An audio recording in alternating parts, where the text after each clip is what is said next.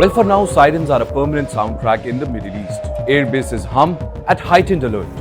US carrier groups shift positions in the Mediterranean and Red Sea.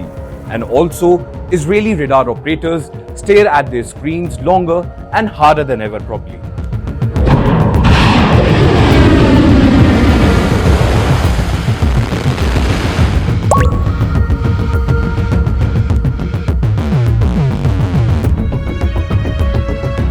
Well, today in this edition of From the News Desk, we will tell you everything about Iran's Fattah missile of families and why this particular missile might become a big headache for both US and Israel as the current war progresses.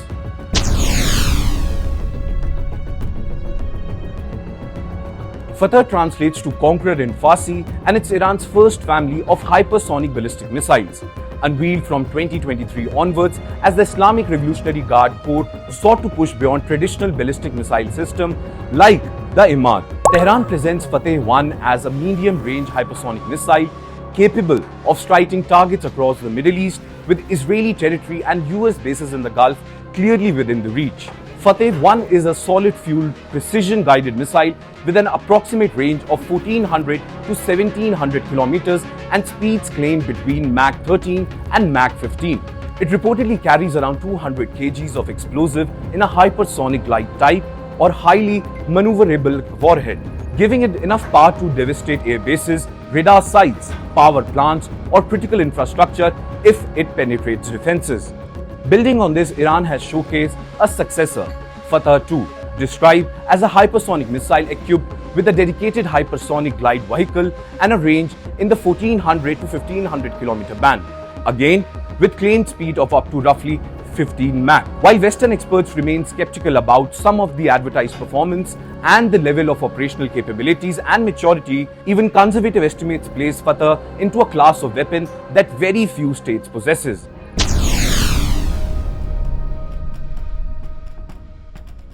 At its core, the Fattah concept marries classic ballistic missile physics with hypersonic maneuver. Well, the missile uses a multi-stage configuration with solid fuel in Fattah 1 and liquid propulsion in at least some descriptions of Fattah 2, along with thrust-vector control and movable nozzles to steer at extreme speeds. Once launched from a launcher, it accelerates into the upper atmosphere, reaching hypersonic velocity, and it's well beyond 5 times the speed of sound before diving or gliding towards its target. Well, what makes it so dangerous on paper is the combination of speed and ability to maneuver. Well, unlike a classic ballistic missile that follows a relatively predictable arc, Fattah's warhead section or glide vehicle is designed to alter course mid-flight, both outside and inside the atmosphere, using aerodynamic fins and thrust vectoring. This ability to adjust trajectory forces defenders to constantly recalculate interceptor solutions, degrading the effectiveness of the layered defense shields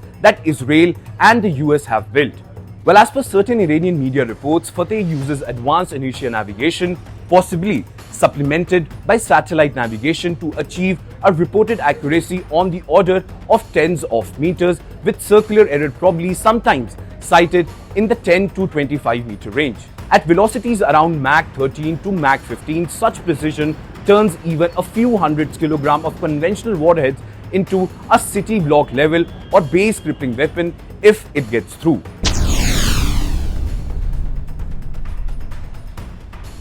Well, on paper, the Fattah series is built to do one thing: punch holes in the US-Israeli defense umbrella.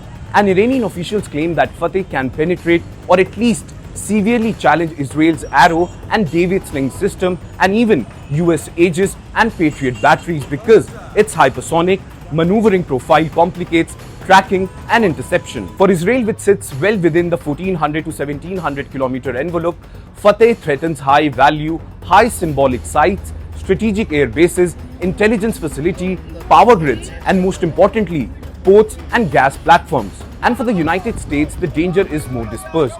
Forward deployed bases in the Gulf, Iraq, Syria, and Jordan, naval task forces in the Red Sea and Arabian Gulf, and the dense web of logistical hubs. Well, we saw that in the current war. In deterrence terms, even a handful of partially effective Fattah-type missiles complicate any US-Israeli calculus.